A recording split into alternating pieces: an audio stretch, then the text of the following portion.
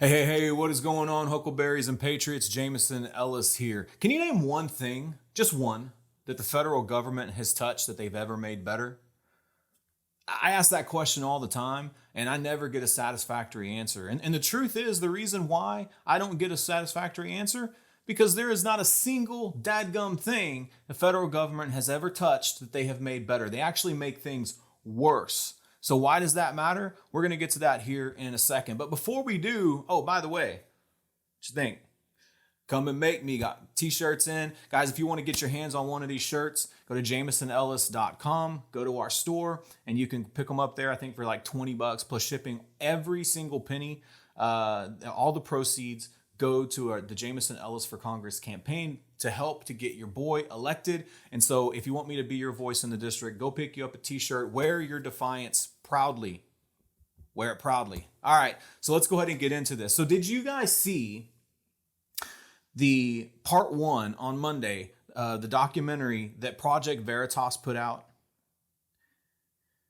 Guys, if you haven't seen it, you need to go see it. And if you want to get access to these videos, because they are being censored, we're going to talk about that here in a second too. If you want to get access to those videos, drop a comment below and let me know you want access to those. I'll make sure myself or somebody from my team make sure that we get you connected to those videos. They're going to be dropping another episode today, Wednesday. It's going to be episode 2 of this series titled, do I want to say that? You're on social media. I might be censored if I say it. But it's the C word, 19, the C word, and then the little, that exposed. Okay. So you're going to make sure you check that out again. Let me know in the comments below. I'll make sure that we get those to you. But what this series is about, or episode 1, I should say, it's about a whistleblower named Jody O'Malley, and she's a master's prepared registered nurse with the U.S. Department of Health and Human Services. And some of the things that she shared, and I have some of this just typed out here because it was a lot. It was a lot. Very shocking, and not necessarily shocking like you didn't already know, but shocking that there's somebody that's a whistleblower, somebody that's actually coming out, somebody that works there. Have you ever had somebody tell you, follow the science, what about doctors? What about people that actually work there? And I get that all the time. Well, here you go, folks. This is a federal employee, folks, a master's prepared registered nurse. And so let's dive into some of the things that were talked about. She said that they're not reporting adverse reactions to, they're not reporting them. And according to the CDC, they're supposed to, but they're not. And these directives come directly from the federal government. It's crazy. I want you to think about, again, do you trust the federal government? Ronald Reagan said that the 9 scariest words in the human language are, I'm from the government and I'm here to help. Okay, those words were never truer today. Okay, she actually had a colleague. Okay, this is someone she worked with there at the hospital, survived the entire last year, never got sick, survived. I don't know if she never got sick, but if she did, she survived. And she didn't want to take that because of her religious beliefs, but she was coerced into doing it anyway. She passed away almost a month ago, August 28th.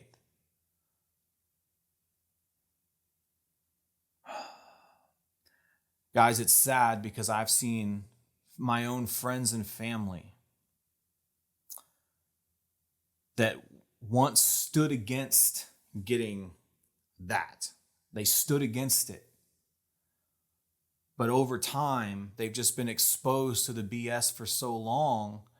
And there's actually a term for this. It's called the illusory truth effect. Actually, bear with me here because I want to bring up what this is, because it's exactly what's going on today. It's also exactly what's been going on within law enforcement and with BLM and Antifa and all that.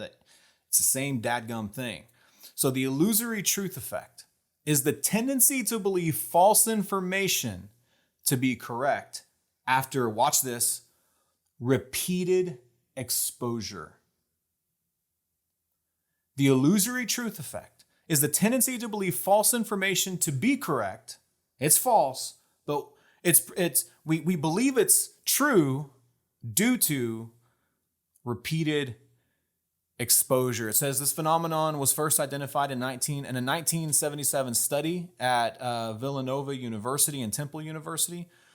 When truth is assessed, people rely on whether the information is in line with their understanding or if it feels familiar. The first condition is logical, as people compare new information with what they already know to be true. Repetition makes statements easier to process relative to new unrepeated statements. Did you catch that? Leading people to believe that the repeated conclusion is more truthful. The illusory truth effect has also been linked to hindsight bias, in which the recollection of confidence is skewed after the truth has been received. Last part I want to read you here. This is very, very important. In a 2015 study, researchers discovered that familiarity can overpower rationality, and that repetitively hearing that a certain fact is wrong can affect the hearer's beliefs. Guys, how many of you have friends or loved ones that at the very beginning of this were staunch against these mandates, were staunch, that have now, it seems like they've just done a 180, right? It's like they've repented, but in the wrong direction. It's the illusory truth effect. Because what happens is, all of a sudden I have a relative that gets it. Then I have a friend, then another friend, a friend of theirs. And all of a sudden, before you know it, a lot of the people that you hang out with have had that done. And it's like, well, maybe it's not that bad. And all of a sudden, your belief, the truth that you've held on to for so long, you just believe it less and less. The illusory truth effect, guys. I want to warn you against that. Don't fall. Do not comply. Hold on to the truth. No matter what your circumstances are, no matter who you see around you getting it done, hold steadfast to the truth. Stand on that principle. I'll be standing with you. Another patient got the vaccine on July 29th and his second dose on August 19th. Hey, did you catch the dates? July 29th, second dose August 19th. And all of a sudden, started developing congestive heart failure out of nowhere. And they're not reporting it. The only reason we know about it is because of Jody O'Malley. And what they said in this documentary, in this episode, is they're seeing dozens and dozens and dozens at their one location. She has seen dozens come in with adverse reactions, including a healthy 15-year-old, not overweight, healthy, started developing blood clots after being. Guys, this is the truth of what's going on. You need to go watch it. Again, if you haven't seen it and you don't know where to find it, you can go to projectveritas.com or you can drop a comment below. I'll make sure that myself or my team gets you the information that you need. Something else that they talked about is the fact they want to create a registry of all of those who have been and those that have not. Guys, that's scary. Okay. They want to create a registry. That sounds very Nazi German-esque. That ought to piss you off. Do not comply. Come and make me, because it ain't going to happen. You'll have to hold a gun to my head, and even then, I'll probably just let you shoot me. It ain't going to happen.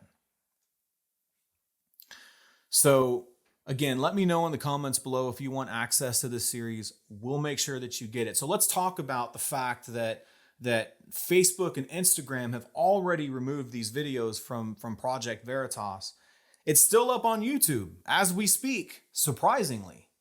but I imagine they're going to be taken down there as well. So let's talk about this big tech censorship, because this is a huge issue. We experienced it all last year. If they can censor the president of the United States, guys, that is way too much power. So what do we do? Well, many people would answer this question, especially conservatives, right? They would answer this question by, we need to regulate big tech. Well, let's go back to the question that I asked a few minutes ago, the very first question I asked. And that is, can you name one thing the federal government has ever touched that they've made better? But yet, if you say we need to regulate big tech, what do you think you're asking for? More federal government involvement. Guys, as a conservative, I can't say that I'm a conservative but then be pro-regulation. I don't believe the federal government has any business in my business. My business is between myself and the marketplace that I serve and the employees that are in my stead. Okay? The free market will regulate itself as long as the federal government stays out of our business. Okay? So I personally don't want to see more government involvement in big tech or anywhere else for that matter. And so the answer, in my humble opinion, is not more regulation. That is not how we take care of what's going on with big tech. Okay? There's a couple of problems. One is corporate welfare. Guys, there's legislation on the books that only benefit larger corporations that the smaller companies just don't have access to. Did you know that? We need to address that. Okay. And it's kind of like the farming subsidies, right? So there's farming subsidies out there that help big companies like Monsanto, but they do absolutely nothing for the smaller local family-owned farms. They don't have access to those subsidies. Okay. And what happens? Those smaller farms, they get bought out by Monsanto because Monsanto has the federal government's involved, and it absolutely destroys the small local farms. Same thing's happening in big tech, guys. Have you ever noticed how you have these new social media platforms start to rise up, and then what happens? Facebook or Google comes in and just scoops them up. And why are they able to do that? Right? It's because of corporate welfare, guys. And I want to make sure I touch on this. It's also crony capitalism, right? Completely different than free market capitalism, crony capitalism. And it's the relationship with big government. And so that's another reason that we don't need big government involved even more in big tech through regulation, because that's what we're asking for, right? We're asking for more of the same with regulation. And believe me, if you think that the answer being regulation is going to fix the problem, it's not. It's just not. The issue is we need elected Republicans acting and voting like Republicans. I fully expect Democrats to act and vote like Democrats. I don't expect Republicans. They're supposed to be conservative, constitutional-loving, liberty-loving conservatives. I don't expect them to act and vote like Democrats. And so ultimately, here's the deal. If we don't fix the problem in Washington, because we can either put a Band-Aid over it and call it good, which is what regulation does, or we can address the root issue. The root issue is we need solid people representing you in Washington, people that are going to stand on principle over politics, people that are going to put people before profit. People that are going to stand up and defend the Constitution of the United States and not vote against it. People that are going to not go to Washington to go along, to get along and to make friends, but people that are going to go there and hold their fellow Republicans accountable, that aren't afraid to say what needs to be said, that aren't going to pander to the narrative, that aren't going to cave into the swamp. That's what we need. And so we got all these big name candidates, celebrity candidates that are running, being backed by other big name celebrity candidates like Dan Red Flag Crenshaw.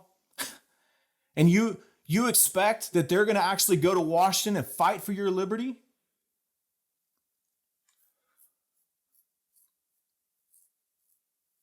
We've got to start holding the Republicans in Washington accountable and elect new blood to Washington.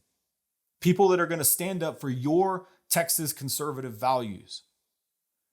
Because if we don't do that, then any victories we think are going to be won through regulation are going to be short-lived anyway. So let's not make the mistake of slapping a Band-Aid on the problem and treating the symptom. Let's get down to the root cause. So if that's something that you want to do, if you're sick and tired of putting Band-Aids over situations and you want to see the problem fixed, then I'm your Huckleberry. Go to JamesonEllis.com, follow the campaign, donate to the campaign. I cannot win without your support. If you want me to be your voice of this district in Washington, JamesonEllis.com, follow the campaign. I hope to earn your vote. So let me know in the comments below, what do you think we need to do about big tech? Is there anything that the federal government has ever touched that they have ever made better? If the answer is no, is regulation really the answer? Let me know in the comments below. Love you guys and God bless.